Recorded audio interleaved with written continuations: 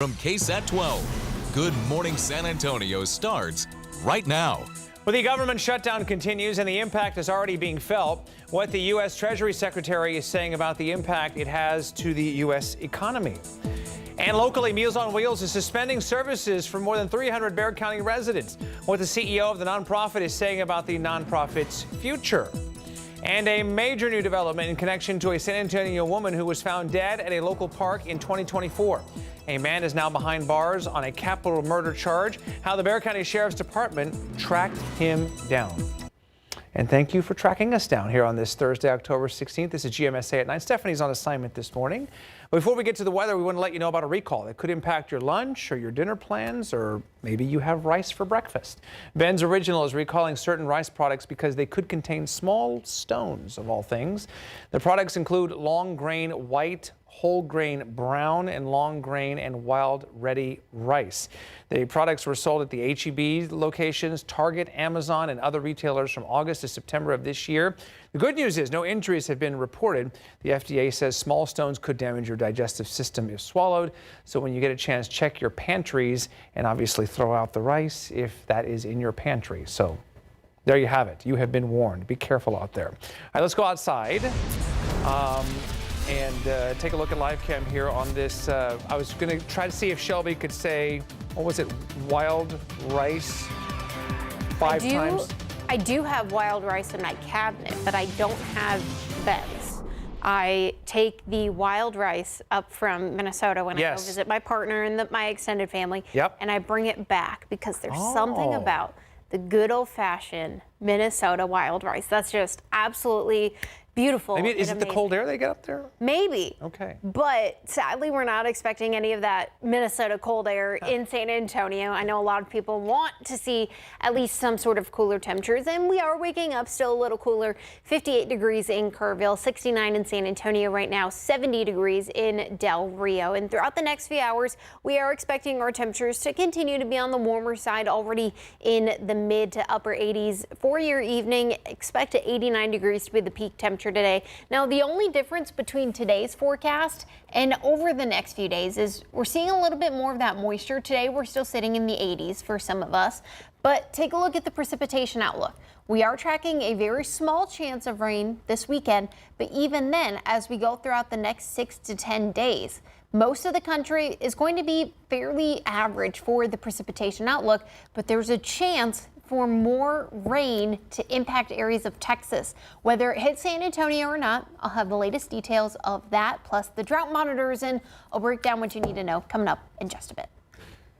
Okay, Shelby, thank you. To your top stories at 9 this morning. 23-year-old Samuel Charon is in jail this morning after being charged with capital murder in the death of Stacy Dramiga. Charon is facing one capital murder charge and one charge of tampering with evidence. Now, this incident dates back to September of 2024 when Dramiga went for a walk but never returned home. Her family reported her missing, and just one day later, authorities found her body on the east side along the Salado Creek Greenway Trail. Sheriff Salazar says that her body was found with blunt injuries to her head and signs of sexual assault trauma and burns.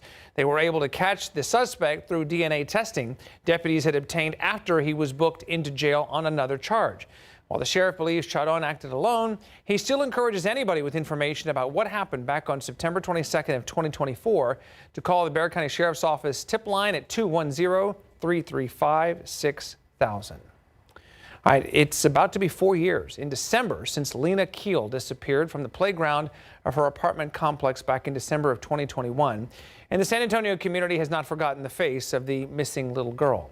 The then 3-year-old would be 7.5 years old now. She vanished from the playground of her apartment complex on Fredericksburg Road, just north of Wurzbach, back on December 20th of 2021. And years after her disappearance, we went back to the community where she was last seen. And this is what some of the people there had to say. Yes, she's still missing. I know that. I watch the news still about her. So this is a picture of what she would look like. She would be 7 now. Do you still keep an eye out for her? Yes, we live like around that area, and there's a lot of kids like that. And like we usually I'm like, oh, se ve como la niña que se perdió. We still talk about her. So we asked San Antonio police for an update on this case, but they did not have one. The FBI is also involved in the search for Lena. If you have any information about her disappearance, you can call SAPD. A witness is sharing what he saw during that Westside shooting that left 2 officers hurt and a suspect dead. You might remember we brought this to you throughout the entire hour yesterday morning at GMSA at 9. The witness told us that when officers approached the suspect, he yelled, quote, "I'm not going back to prison," end quote. After a 911 call and taunting police, SAPD says the man pulled out a gun and shot at officers. They returned fire, ultimately killing him. We've now learned from law enforcement sources that the man was 36-year-old Odon Bustos. It happened outside a Ramada Inn off Highway 90 in West Military Drive around 8:30 yesterday morning. The officers are in a hospital this morning and they are expected to be okay.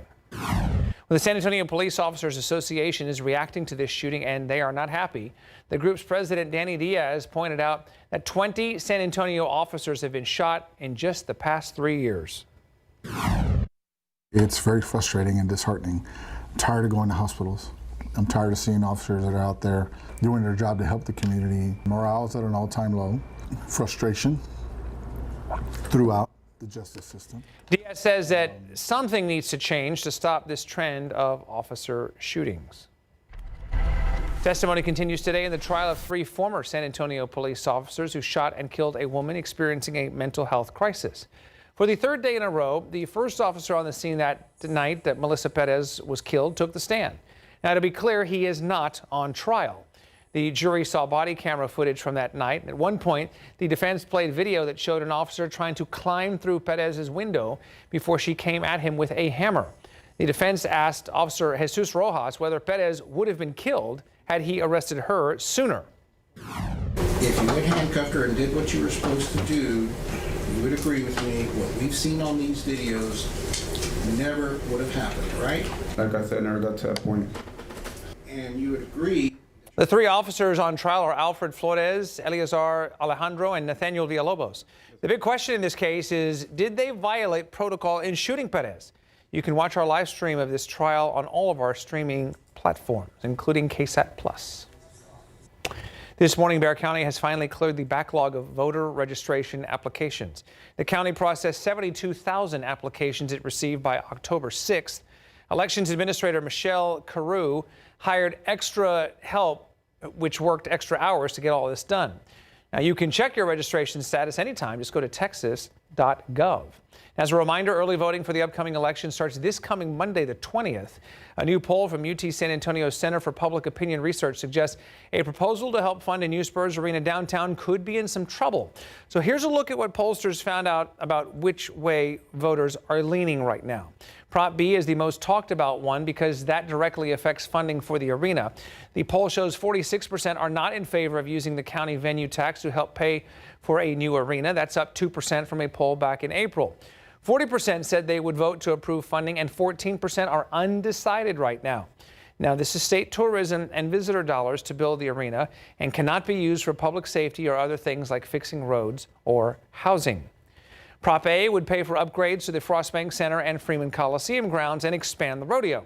Voters are more positive here. 44% said they would vote for Prop A. 41% said they would not. Keep in mind, the Spurs have said they do not plan to play at the Frostbank Center after their lease expires in 2032. So this would only be for an East Side district and the rodeo. Finally, Project Marvel. This is a broader plan to redevelop downtown and later get upgrades to the Alamo Dome and the Convention Center. But a big part is the new proposed Spurs arena. 45% of voters think the city should move forward with Project Marvel. About 40% are opposed.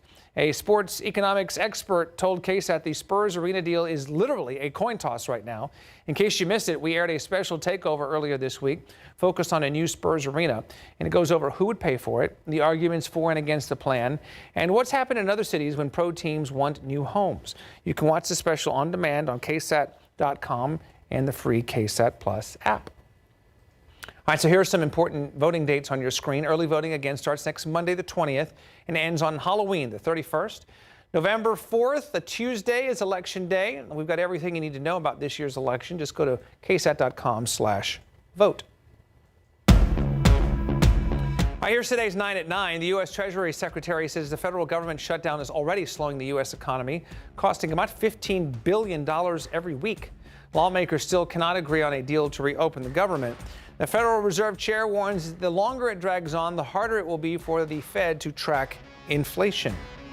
President Trump confirms he authorized CIA operations in Venezuela, saying that they target drug trafficking and mass migration.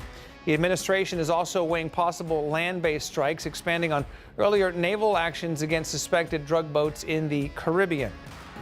4 North American airports were breached by hackers yesterday, and travelers heard unauthorized messages that praised Hamas and attacked President Trump along with Israel's prime minister. The FAA is now working with the Harrisburg airport to investigate that incident. Alaska officials are airlifting hundreds of people to evacuate from storm-devastated coastal towns. The storm slammed into coastal communities, bringing record high water levels in some areas. Many homes were swept away, some with people still inside. 1 person died and 2 others are missing. Keeping the lights on and phones powered up will cost more this winter. The Energy Information Administration now says electricity costs are expected to rise 4%. But homeowners who use natural gas to stay warm will likely see their bills stay about the same. There's a sticky court fight coming over peanut butter and jelly. Smucker's is suing Trader Joe's, accusing it of copying Uncrustables. Smucker's says the grocery chain's version violates several trademarks. Microsoft's new handheld gaming system launches today. The Xbox Ally and the more powerful Ally X have a 7-inch screen and run Windows 11, allowing users to play PC games on the go. Reviewers are praising their performance, but they say there's a few software issues that still need to be worked out.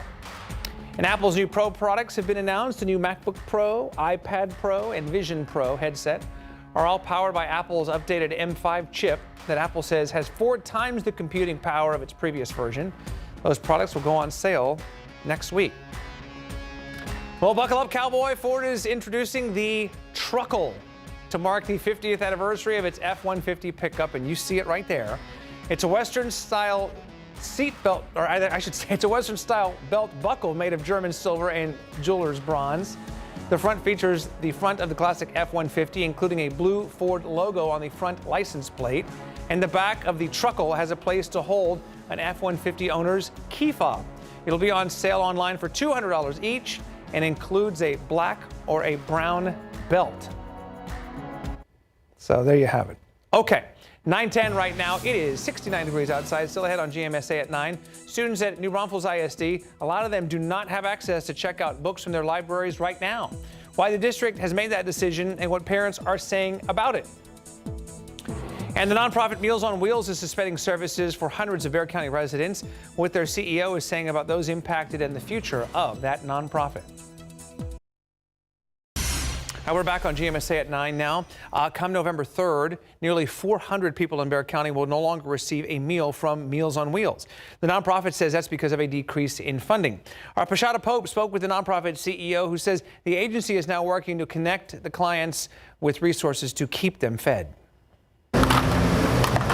Right now, Meals on Wheels provides service to some 3,600 clients in Bexar, Frio, and Atascosa counties. But next month, that number will drop. 350 individuals are going to have their meals suspended the first week of November. All of the impacted clients are in Bexar County and have already been notified by the nonprofit. Meals on Wheels San Antonio CEO Vincent Ferris says while working on the budget, he and his team recognize they would have to immediately move forward without some of its federal dollars.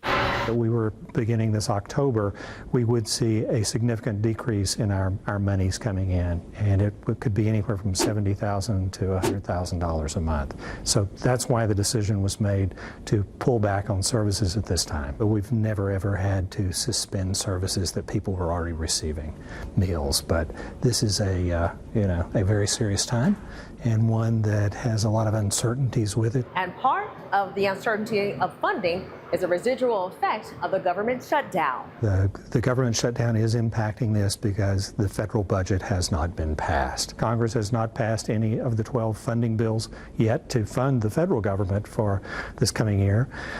So everything could change. Congress could do the right thing. Congress could fund Meals on Wheels organizations across the country at a level that would be greatly beneficial. Ferris says to reinstate the affected clients for a year, the agency would need to be guaranteed $400,000 to $500,000. Until then, these clients have been given a list of community resources that may be able to step in. and Ferris is holding onto hope. So we hope to have them back on service just as soon as we possibly can. Nashada Pope, KSAT 12 News.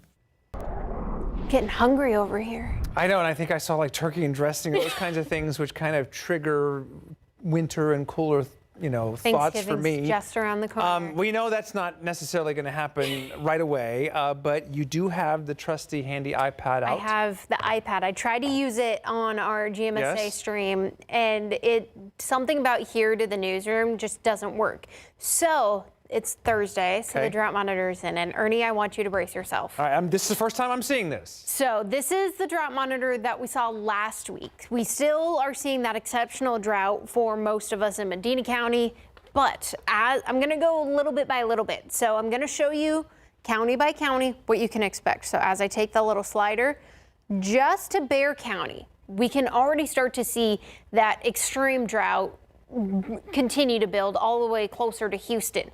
Now, as I move over, it does continue to meet up with the Bexar County drought, that little red color, and then all the way to the west, not really much of a change between Bexar County and the Rio, but the biggest change is just to the east. We've been in that level 2 to level 3 drought just to the east of us, and now it is continuing to worsen, and we also are seeing that abnormally dry area up towards Gillespie County continue to expand. So not necessarily great news for the drought monitor, and we still need more rain for most of us here in South Central Texas, and really we're not getting any of it. So it's been about 38 days since we've seen any sort of rainfall at the San Antonio airport. Now, yes, it's rained in certain portions around San Antonio or even in the metro, but none of it fell at the airport. So it's been 38 days since any sort of rain, even traces, fell at the airport. And this is going to be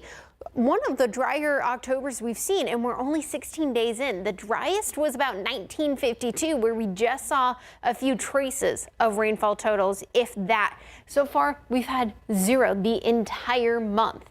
Now, part of that is we've had that area of high pressure just sitting over Texas over the last month or two, and that's really been allowing any sort of moisture to go just to the north and to the south and really all around us. But what we're watching is an area of low pressure that's continuing to move to the north, and then there's going to be that secondary one that does have a weak cool front associated with it. Now, that cool front is going to bring a few rain chances as we head into the weekend. Not necessarily any sort of accumulating rainfall, but at least enough so that some folks can see and feel that humidity, but also so some folks could maybe see a light sprinkle, but it's not going to be widespread, sadly. So some folks might get lucky in the rain lottery, others not so much. And then as we head throughout the weekend and even next week, we start to see that area of high pressure build back up into Mexico and make its way closer to San Antonio. But like I mentioned, the rain lottery, most of the country from St. Louis to Chicago up to Buffalo and even into areas of Maine will see the heavy rainfall. Now, closer to South Texas, not really expecting any in San Antonio. Yes, there's still about a 10% chance of some sort of rain as we head into the weekend. And some folks, most of the rain is going to be near the coastal plains and well out of our area, but we will continue to keep you posted. That's why we did still leave that 10% chance of rain as we head into Sunday. But really, most of the weather's copy paste. But the one thing is we are near record-breaking heat throughout the weekend. I'll break down how close that is and what's kind of causing that, Ernie, coming up later on in the show. Okay, Shelby, thank you very much for that. Snapple is bringing back its iconic glass bottle just for a limited time. Why the company decided to bring it back and how you can get your hands on one. But it will require something. That's coming up.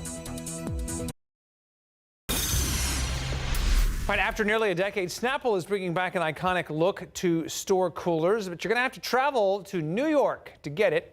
For a limited time, Snapple's glass bottles will be sold in New York City stores. Snapple first phased out their glass bottles in 2017. 4 years later, they were entirely removed from the company's packaging. The move was an effort to reduce the environmental footprint. The Mega Millions jackpot is now at $625 million. It's the 11th largest amount in the game's history and the highest since December. The cash option for Friday night's drawing is $288.8 million. It's after nobody matched all 6 numbers Tuesday night. It's been more than 3 months since the last jackpot was won. So good luck if you're playing. All right, 9:24 right now, 69 degrees outside. Still ahead on GMSA at 9. Students at New Braunfels ISD, some of them are on hold right now from checking out books from their library. What parents are saying about the district's decision to suspend that student access. Look outside right now, 9:25 on this Thursday. And construction barrels out there, 35 at Cesar Chavez in the downtown area. Not an accident, just some construction there. We'll keep an eye on the roads for you and let you know if anything develops coming up here on GMSA. Bottom of the hour now on GMSA at 9. It's been more than 3 months after the deadly flood swept through the Hill Country, of course, back on the 4th of July. Now, John Paul Barajas reports that a new attempt is underway at Ingram Lake for recovery. Heavy machinery is already in position along Ingram Lake. That crane you see back there will be on a barge and in the water in the coming days, and these large metal rods or suds will be used to keep that barge in place. Meanwhile, they'll also have a crane shoreside. All of this the next attempt in search and recovery after the July 4th floods. A lot more equipment and assembly is required, but they hope to be on the water this coming Monday. We're certain that they're going to find something, and we sure hope they find Seal and Jeff. There's a lot of debris down there, and we need to be safe again. Wait and hope. That's been the life for the Hill Country since the July 4th floods. More than 3 months since, loved ones still haven't been found. Now there's a new search attempt getting ready to take place at Ingram Lake. They're not dredging the lake. They've got specific areas of interest, and that's where they're going to go. Ingram Code Enforcement Officer Stuart Gross explains Kirk County officials have relayed to him 2 barges will be in the water soon. One with the crane to dig into the bottom of the lake, the other to carry anything that is found. We just need to drain the lake. Ingram residents we spoke to are glad the recovery efforts are being continued. However, they're also still worried about water contamination. What happens with water contamination? Is that still a concern? I spoke with a young lady from UGRA, and she said the water test's good. I'm not going to get in it for a while because the people that live here, we still consider that river a graveyard till they find those 2 people. According to officials, you could get in the lake right now without concern. Well, they're saying the water quality is fine. Gross referred to the Upper Guadalupe River Authority stating the water was okay, adding at this time draining the lake isn't in the plans, but admitted there is still plenty of debris in the water. They're going to stir up whatever's there. And I'm not going to put my feet in the water until I don't know if I will ever put my feet in the water anymore. As for the upcoming search efforts in the lake, Gross believes that'll kick off at the start of the week. Any idea on how many hot spots or spots of interest that they're going to be dredging? No. Any idea once that process actually starts, how long it takes? I've heard 2 weeks to a month. John Paul Barajas, KSAT 12 News. All right, in the meantime, this Saturday, you have a chance to help out the Hill Country. The Hope for Hunt benefit concert is happening at Pure Country Barbecue and Grill in Bernie from 3 to 10 p.m. The tickets are $80, but kiddos 12 and under get in for free. The headliners include Thompson Square, the J.R. Herrera Band, and more. For details and tickets, just go to KSAT.com and search Hope for Hunt. All right, back outside here at 9:32 on this Thursday. And again, you could probably take this live cam, Shelby, from yesterday, last week, 2 weeks ago, tomorrow. Looks the same. There was a little bit of the cloud coverage this morning, so there was a little bit of a difference, but that's pretty much the only difference we're really noticing for most of us here across South Central Texas is the cloud coverage and maybe a little bit of that humidity. Let's take another look outside with temperatures. Most of us sitting at about 69 degrees, 66 up in Canyon Lake. Still having your dew point temperatures in the 50s and 60s, so you're still feeling that humidity a little bit this morning. 89 to 90 degrees expected for portions of Bexar County, 86 in Kerrville, 84 in Lakey, 88 Gonzales, 90 in Nixon, Seguin, Floresville, even down towards Poteet. And pretty much like Ernie said, copy paste as we head towards this weekend. Temperatures in the low 90s, even the upper 60s. We are tracking a few scattered showers being possible for Saturday and maybe even Sunday. But here's the thing. The showers will be mostly near the coastal plains, but some of them, not all of them, some of them might make their way to San Antonio. I'll break down what you need to know for the weekend forecast and how long we will continue, sadly, to see this heat. Stick around, coming up in just a bit.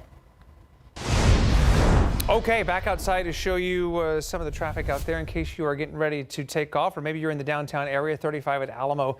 That is construction-related slowing there in the downtown area that RJ has been talking about for a while now. But just scanning through some of these cameras here, 90 at 36th Street.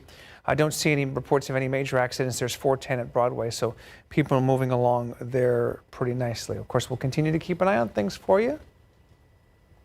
Students at New Braunfels ISD do not have access to check out books from their libraries right now. That's because the district is reviewing all of their library materials to make sure that they line up with the standards of a new state law. That's Senate Bill 13. The district says the law requires school library materials to be free of anything that is considered to be harmful, indecent, or contains profane content. KSAT's Madeline Lambert sat down with a parent who says she's frustrated with the decision from the district. How can you shut down a library in a middle school during the school year? That's what students at New Braunfels ISD are experiencing right now.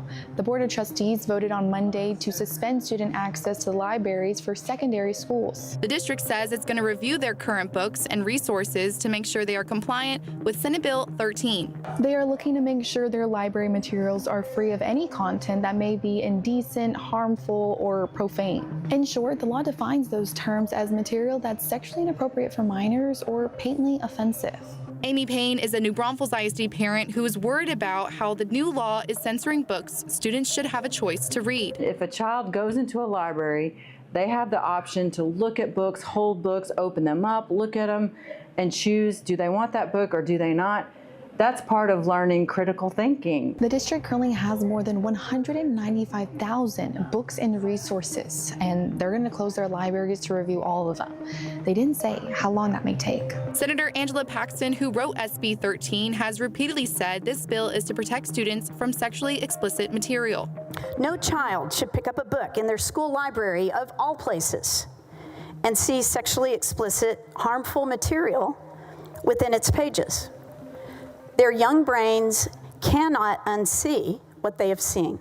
Clay Robson with the Texas State Teacher Association believes the suspension of libraries at New Braunfels ISD is unnecessary. But to shut down student access to library books where they can review every book that's on the shelves is an overreach and a disruption, an unnecessary disruption of the educational process. New Braunfels ISD stated that the district does not intend to permanently close its libraries, but students will not have access to them during the review. We also try to sit down with New Braunfels ISD superintendent to learn more about this process, but she was unavailable by the time this aired. Madeline Lambert, KSAT 12 News.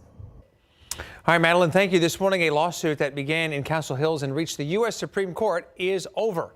The city of Castle Hills settled the suit and now owes Sylvia Gonzalez $500,000.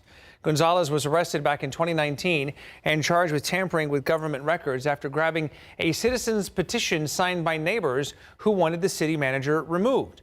The charges were dropped about a month later, but Gonzalez sued the city of Castle Hills, saying her First Amendment rights were violated. Last year, the Supreme Court ruled in her favor. As part of the settlement, Castle Hills will work with the Texas Municipal League to create a training program about First Amendment rights. It will be mandatory for all city staff in Castle Hills. Elsewhere, 2 is asking visitors to respect their north side spot after damage during opening week.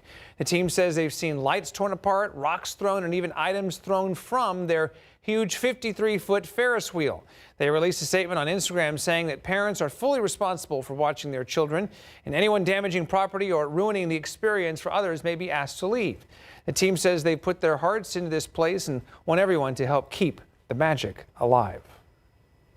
Developers have officially broken ground on the Merc. It's a new $350 million mixed-use district on San Antonio's northwest side.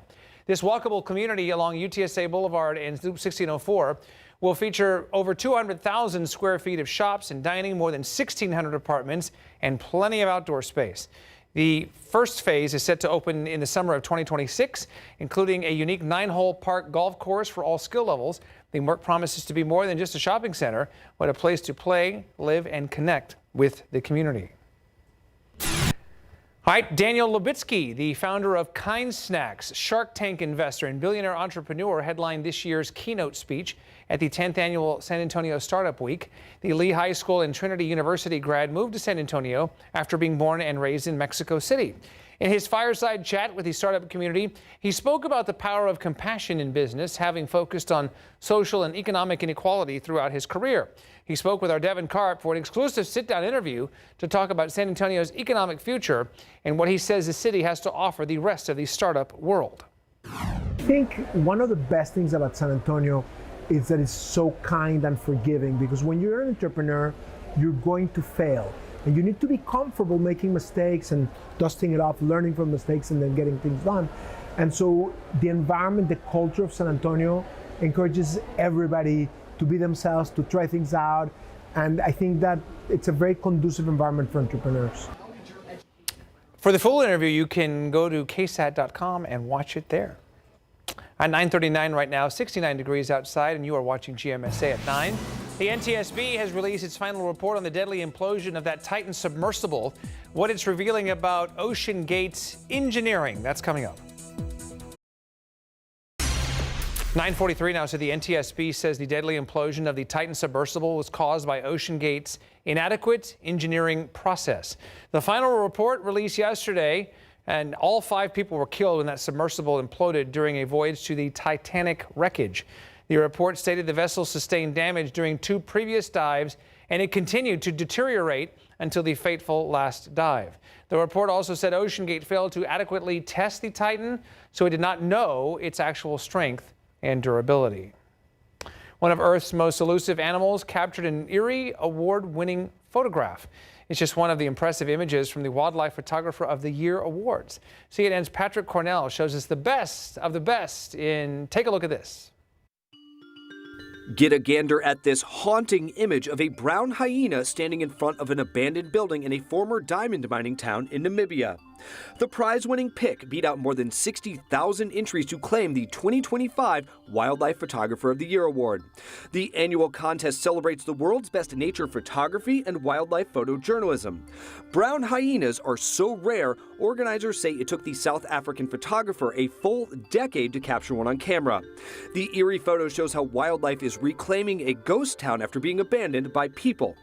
This photo, titled After the Destruction, took home the title for Young Wildlife Photographer of the Year, open to photographers age 17 and under. It shows a longhorn beetle in central Italy posing in front of abandoned logging machinery. Award organizers also highlighted this picture of an orphaned giant anteater trailing its caregiver at a rehab center for the Impact Award, which recognizes conservation success stories. All winning photographs will be on exhibit at the Natural History Museum in London. Here's a wild video of a domesticated animal in a bit of a pickle. The Chapel Hill Fire Department says the dog Colton got a hold of a lithium-ion battery and gnawed on the thing until it burst into flames. He bit into it, and you can see it, he's surprised by it, and then he's like, uh-oh, what did I do? They posted the video online to highlight the dangers of leaving those batteries unsecured. When you're done charging them, you have to really pay attention and unplug them.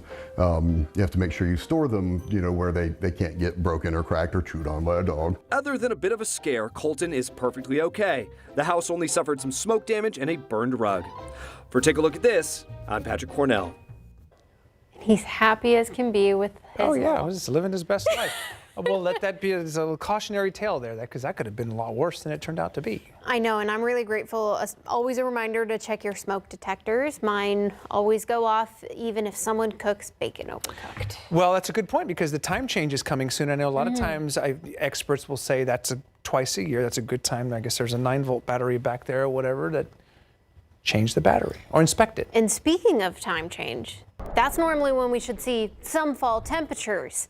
Really not seeing that, just kidding, really not seeing that in our afternoon temperatures. Yes, in the mornings we're still waking up in the 60s. That's our new average. In fact, us waking up in the 60s is our average temperature. But we should still be starting to see at least a few degrees cooler in the afternoon. 62 degrees currently in Kerrville, 69 up in San Antonio right now. And throughout the next few hours, we will continue to see the temperatures warm back up to the 90s. 80s. This is where we should start to see our first true cold front, where we're having our peak temperature in the mid 80s, even maybe a 70 degree or two for some folks up in the hill country. But for us, our peak temperature is about 89 degrees in San Antonio. Still seeing those partly cloudy skies. Not much of a change in the weather pattern between today, yesterday, and even into tomorrow. Now for us, our high temperature is expected to be, like I mentioned, about 89 degrees. Some folks closer to San Antonio are expected to be in the once again, mid 80s, closer to the city. We're a little in a few degrees warmer compared to other areas outside of the city limits. And the reason we're seeing those warmer temperatures is because of that heat high still sitting in the United States, not really allowing for any sort of change for the weather pattern, sadly, in Texas. Even then, Louisiana's not seeing much of a change all the way to Georgia, Florida, South Carolina. We're all sitting under that giant ridge of high pressure, not seeing any sort of weather change. But what we're watching is this low pressure could bring some change to portions of the country, not necessarily San Antonio, which I know a lot of people want the fall conditions. It's Halloween coming up. They want to see the pumpkins. But here's a look at your next 7 days. Our average high should be about 82 degrees. We're not getting anywhere close to the mid to low 80s. 89 degrees expected today, 92 on Saturday, Sunday, 91 degrees Monday. Next week, we do see a few more 80-degree temperatures. We're talking upper 80s, and that's when we have another chance of a low-pressure system moving through. Could maybe throw a little bit of a change up in the weather pattern, but really, most of us are going to be sitting under that high pressure, and we have had 6 days is our traditional average where we see temperatures at about 90 degrees or above. This year, we've had a little more than 6 degrees. Our most is about 19 days above or at 90 degrees, back set in 1947. This year, we've had 13 days at 90 degrees or more, and most of that have been back to back to back. Now, like I mentioned, today's temperature is about 89 degrees, so we might not add exactly a 14th day today, but we could add a few more later on, especially because our average temperature this year and this month is only 80 degrees. We are on record and heading towards to be able to have one of the hottest Octobers of so far, statistically speaking. Even last year, granted, it was the entire month and not just 16 days in, but they were about 78 degrees for the entire month of October. So there are still some days left that we could maybe get our temperature down at least a few degrees, but we also should start to see some cooler mornings. We're already at our temperatures at 60 degrees, so we are still on track with that, but we also should start to see our temperatures at or below 50 degrees. Our average is today when we start to see a few 50-degree temperatures. We're seeing some upper 50s, not necessarily low 50s, and at or below 40 degrees should be November 8th. And even take a look at our 7-day forecast. Not really seeing any sort of 50s, even really upper 50s. We will continue to see a few areas maybe get to the 50s, especially in the hill country, but our mornings in San Antonio, Ernie, not very fall-like. Keep the sweaters and the heavy coats in storage a little bit longer. Absolutely. It's okay, it's not your fault. Or Justin's or Sarah's or anybody else for that matter. So we'll just keep on keeping on. Keep pushing through. Okay, SA Live is up in just a few minutes here, and Jada is up. What's going on? Good morning. Good morning. I'm here in the studio this morning. Jen is out at a neighborhood restaurant that has been around for years, and that actually inspired our question of the day. So I want to know from you guys, what's your favorite neighborhood spot here? I know we've got some hidden gems, so give us some of your favorites. Well, only because I was just there the other day, and I really enjoyed it. And this time of year to be outside, I was at La Fogata sipping a margarita with my better half. Okay. And we were thinking to ourselves, why don't we do this more often? Aw, I love that. Y'all just had that moment. Cheers. Yeah. So that was really nice. I don't know. If I go by myself, I do like the NOLA Brunch and Beignets on Broadway. Yes. Bring a nice book, sit outside. But like Ernie, if I go with my better half, we love people watching. So we always go to the Pearl to people watch. Very good. It's our favorite. Market Square, Jada, I would say during Fiesta, that's some excellent people watching at La Margarita there. Mi Tierra. Yeah, you know what? The people watching, we all need to go out together and go people watching. Yes, we do. Yes, we But do. yes, scan that QR code on your screen and weigh in on your favorite neighborhood spots. And I'm going to actually toss it to Jen for now so she can tell us exactly where she is. Hey, Jen. Yes, okay, 48 years, y'all. That's how long Nicha's Comida Mexicana has been here on the South Side. And you know, Ernie mentioned margaritas. They got that here too. This is a staple, and we are starting our new franchise today called SA Staples. So we will be visiting different restaurants, those places that just feel like home. And today, look at these food platters here. I'm excited to try. This is just a sample of what you can get here, and we are going to talk with customers. We are going to talk with the owners, brothers that are going to chat with me, and I'm just super excited to be here. So I hope you guys will tune in. Cheers to that. Yes, cheers to that. And speaking of San Antonio staples, Jen is all around San Antonio and beyond. She did her Texas trip-in at Muck and Fuss, and you guys are going to see the food there and meet some of the people and maybe some furry animals. And then also, we have a new movie that is out in theaters this weekend. We got to talk to some of the cast on the red carpet at South by Southwest. This one actually looks really interesting. I can't wait to check it out. And then I got to talk to Mr. Edward Parker all about the Mirtos Fest going on at the La Mansion, the Omni La Mansion in Del Rio. So we'll be talking about the food menu items that you guys can partake in. And then last but not least, we've got a featured band coming out, Powdered Wig. We got some fans on set who love them, but that is all up next on SA Live. Don't go anywhere. We'll see y'all soon.